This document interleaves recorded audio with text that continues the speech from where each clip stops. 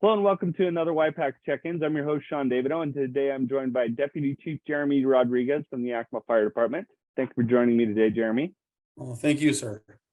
Now, today we're going to talk about a bunch of things, but first I want to start with the Incident Command System. Can you explain what the Incident Command System is? You guys have done some work on improving it over the last couple of years, and talk about that work and how it will help the future of the Yakima Fire Department. Sure. So the Incident Command System, or ICS, has been in place for actually a very long time. It was established by FEMA, the basic groundwork guidelines. And so what most departments, including the Yakima Fire Department, have kind of done is take the framework that FEMA has established for us and then use that to build a system that we could use based upon our resource and resource availability, the types of calls we commonly run, and how we operate on an incident. So back around 2000, 2001, there's a system called Y-TAC that we used, and we only actually used a part of that system. Moving forward in time to about 3 or 4 years ago, we started kind of doing an analysis of it, and we realized that we kind of gotten stale on it a little bit. We hadn't really been using it. We were only using part of it, and we had stopped training on it, and a lot of our resources for it were 15, 20 years old. And so the department started kind of exploring some other options. So there's another system out there that's referred to as Blue Card that came out of Phoenix, Arizona. Very well known, very good system. So we started training on that for a little while, which opened our eyes to some other improvements that how we do business needs to take place. The problem was that system, in order for us to go all the way through it, one, it was based on a system that was much more resource rich, a lot more firefighters, a lot more apparatus, a lot more surrounding departments that could come in and support their operations than what we have available to us in the Valley today. So what Yakima Fire decided to do was kind of take the best of all the worlds we possibly could and design our own system within the framework of the NIMS and FEMA requirements. So for the last almost 2 years now, what started with a small core group of about 3 or 4 people developed a kind of a base program that was about 60 pages worth of documentation. Once we got that done, we brought in more of our senior staff, our couple of firefighters, a couple of lieutenants, all of our captains, and now we have about 180-page document that we're using. And so our hope is, and our goal is to use this as our baseline for how we want to operate and do and use ICS on incidents and on calls moving forward. And it's gonna be coupled with a training program, so that not only will we be talking about standardizing how we the terms we use, how we use them, when we use them, but we're standardizing how we want to fight our fires and perform as well. So in the training program will help us make sure that everyone's kind of doing things thinking the same way. And you and I have had conversations before about this will be used to train the future of the Yakima Fire Department. Things are changing, and this will help move the Yakima Fire Department into the future for its new recruits and new firefighters, correct? So yeah, we do all of our personnel from firefighter all the way up to chief is required to have incident command training at various levels. So one of the things we've recognized over the past few years has been that our training at our lowest level, manager level, which we call our lieutenants and our captains, our company officers, hasn't been as good as it should be. And in particular, we haven't spent a lot of time with them really focusing on incident command, how to run an incident, how to operate, how to set up our command boards and maintain accountability for our people that are on the incident. So that way, hopefully nobody gets lost, nobody gets hurt. And so this whole system is kind of designed around how we want that to look in terms of a final product, and how we are going to actually train our people in order to perform and do those tasks. So it's kind of a 2-phase thing. So we got the first phase done. Now we're just getting ready to go live here with the first modules going out to the department here, should be within the next few weeks. Wonderful. Now we're going to shift gears a little bit, and we're going to talk about the calls that the Yakima Fire Department goes out on. Now, most people think that when the fire truck rolls, it's heading to a fire, but the Yakima Fire Department does respond to many different calls. Can you talk about some of the different calls that the Yakima Fire Department responds to, and how do you guys prioritize those calls? So we respond to basically if someone calls 911 and it's not a law enforcement issue, it's fire department. So about 75 to 80% of our calls are medical related. Then we have about 13% of our calls are fires, and that last 2-ish% are kind of the catch-all everything else. So we do water rescues, we do hazardous materials responses, we do technical rescues. So that's like your confined space and your trench rescues, your low and high angle rescues, as well as, of course, obviously we do a great deal of medical calls as well, and calls for help and assistance. Right. So how do we prioritize? So when someone calls 911, it goes into the Suncom, our dispatch center, and they have a process, a system they use in order to prioritize. Most commonly, it's first come, first serve. But those times when it gets really, really busy, Suncom then starts prioritizing to say, like, this heart attack is more important than the person that stubbed their toe, and so they'll start sending them to, based upon their medical protocols, which calls to assign units to first. Typically speaking, it's the closest units that to that call that responds. But like we have 2 units that respond out of the downtown station on Front Street. If both of them are currently on a call, then they start calling units from our neighboring area, Station 93 up on the hill at 40th and Englewood, or the station down by the fairgrounds. So, and that's not uncommon for our units. We're running over 13,000 calls a year. It's not uncommon to have multiple calls in a response area simultaneously or nearly simultaneously. So we have units, our fire engines are going all over the place pretty frequently. Now, I want to talk just a little bit about, we're coming to the end of wildland fire season, but in discussions with you and other firefighters, that is just one season, and once you shift into another season, we go into more of a residential fire fighting season. Can you talk about the fires that you do fight? And Yakima Fire Department is a pretty active department. Talk about a little bit about that. So the Yakima Fire Department, we fight a lot of fires. So we have a residential house fire or a business fire about every 72 hours or so, which, when you look at the size of our community, is a great deal of fire. That's a lot more than is normal or common. So as you mentioned, we're pretty much starting the wrap up process, if you will, for what we term fire season, which tends to be a lot of wildland firefighting, excuse me. So you think of those fires that are going on down in California. There's one down in Oregon right now. There's a couple up in northern Washington, where you're talking about 10,000, 100,000 acres of fire, and that blows into communities at times. That season is starting to wrap up. The temperatures are starting to come back down, and we'll probably start seeing some moisture or increased moisture in the air here pretty shortly, most likely. What ends up happening when we roll into October and November, particularly, is it starts to get cold, and so people start turning on their heaters.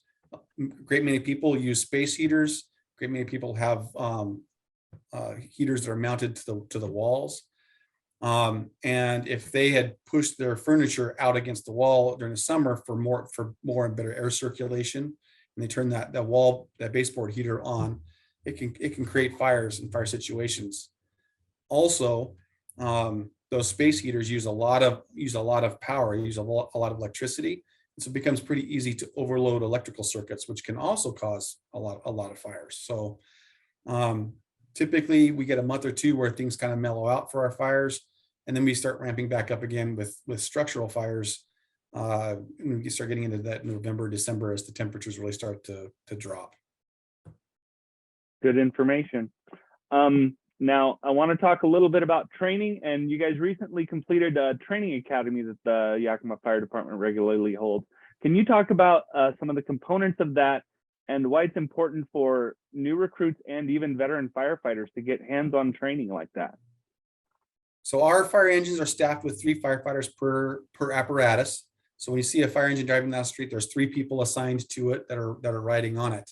And what that pretty much means is all 3 of those individuals have specific tasks that they need to be able to complete on a fire or on an EMS call.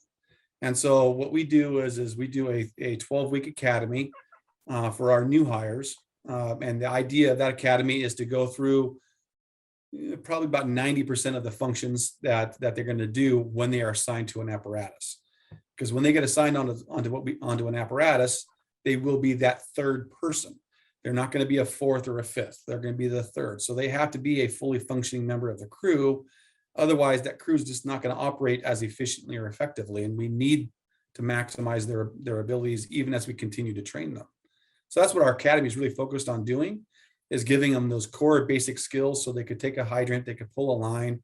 We know that they could throw a ladder, effect a rescue, and do fire attack without having someone really have to teach them in the middle of a fire or in the middle of a rescue. So they need to be able to operate right from the get-go very, very efficiently and very, very effectively. So we had 4 recruits that came through this last academy. All 4 graduated the academy. They're now been assigned to various apparatus throughout our department. They're going to continue 9 more months worth of training, where they will be refining their skills. We'll be adding new skills to it, including being a driver, which is a whole skill set of itself.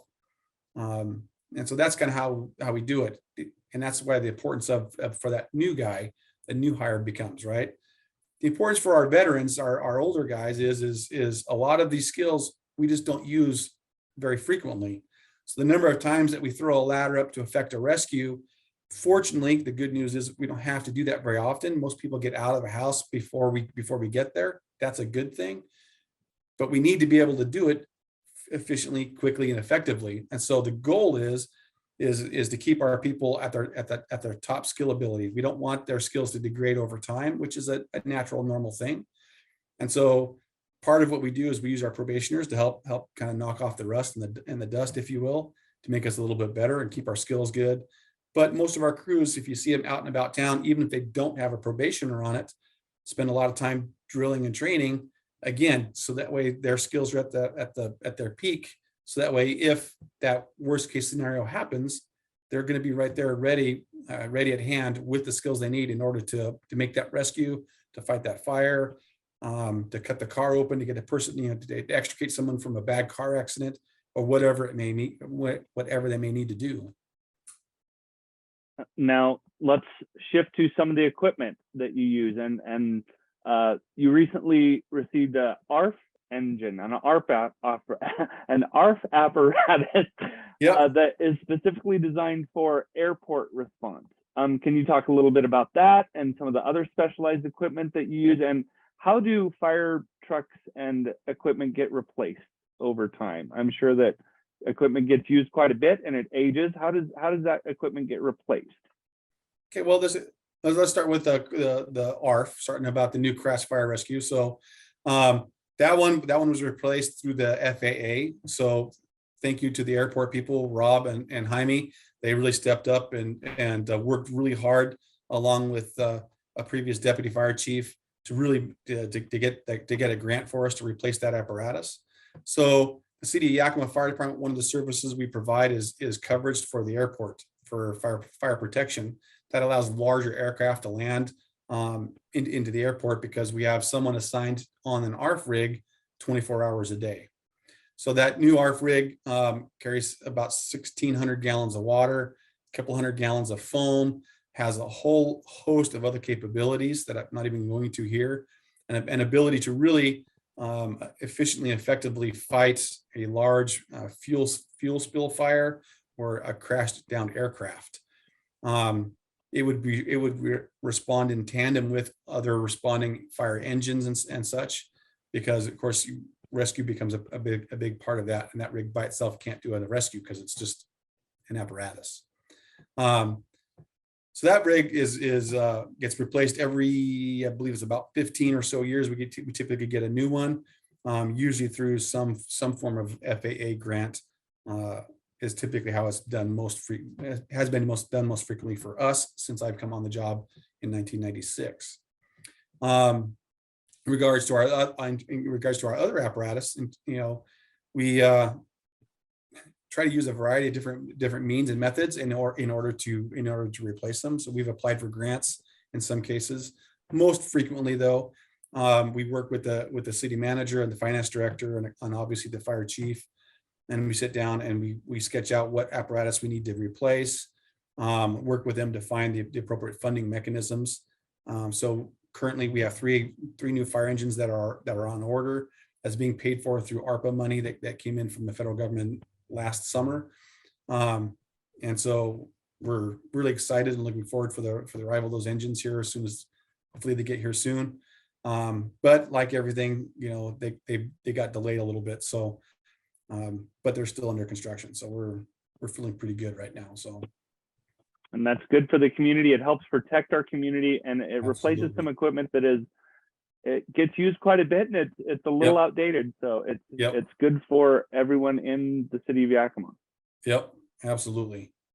Let's talk a little bit about the important stuff that you want to get out to the community. At any time, what is the message that the Yakima Fire Department wants to share with Yakima residents? Well, the first big one is smoke detectors, smoke detectors, smoke detectors. I mean, we've kind of heard this my whole life has always been, make sure you have a smoke detector, it saves lives. As a firefighter, I can personally attest to the fact that of the number of fires I've been on, and I've been on hundreds of fires at this point in my career, where it was the smoke detector that woke somebody up and got them out, or it was the lack of a smoke detector and that caused them not to wake up and then pass away in the fire as a result.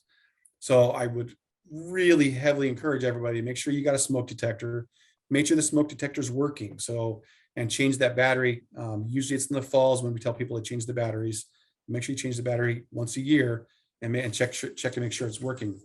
One nice thing is a lot of new smoke detectors now have a 10-year battery. So you can put that one detector up and it's good for 10 years. So you just need to remember 10 years from now to take it down and replace it. So that's a huge thing for us, because we train to do rescues, we train to try and save lives, but really our hope is as terrible as a fire can be, in a house or a business, it's made so much worse if it comes with a fatality. So we really don't want to see people get hurt or perish from fire if it's at all possible. Fire safety is another really important aspect of it as well, not just on the smoke detector side, but being aware of your candles, being aware of your heating systems in your home, whatever you're using to heat, because all of those can be causes of fire down the line as well. And then just kind of general maintenance, care and maintenance of your house and your property to make sure that if something to maximize the chances that something does not go wrong, and create a bad circumstance that's no one wants to see, including us. Should people have fire extinguishers on hand? When should people call 911? When is it important to make that call? I know that fire can move quickly. Can you talk a little bit about when should people call 911? So if you are right there and the fire is only a couple of inches tall and it hasn't gone anywhere yet, and you want to make an attempt to put it out, then you probably can do so.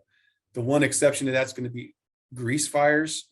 You never, ever want to put water onto a grease fire, because that will make it a huge mess and a lot worse. But if there is growing amounts of smoke inside that room, then really we would highly recommend that you evacuate the residents and call 911 right away. Don't wait to call 911. So if you're going to make an attempt with your fire extinguisher to put the fire out, make sure someone else is calling 911. Fire doubles in size every minute. And so when you go from a flame that's only a couple of inches tall, you think, well, 2 inches to 4 inches isn't that big, but it doesn't take very long before it is really, really big. So if you can't knock it out with that first very, very fast attempt, it's time to go. So it's got to be very, very, very, very small. Otherwise, you're going to be in a lot of trouble real quick. Absolutely. I want to thank you so much for all this information. It's been great to talk with you and just to share this information with our community. It's good information to get out there for everyone to know. Thank you. Thank you. We appreciate it. And I want to thank you and the fire department and all the firefighters for what you guys do. It's a tremendous help to our community, and I look forward to talking to you again. Okay. Thank you very much. You have a great day. All right. And thank you all for joining us today also.